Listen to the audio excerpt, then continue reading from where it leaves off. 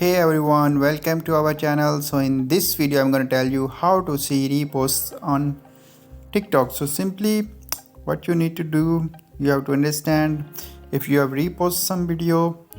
So simply first of all you can see this is our main profile. So here you can see all the options are available here. Here are your all videos details like this. But what I want to say that TikTok has not added any feature to add reposts, so you cannot see reposts on TikTok.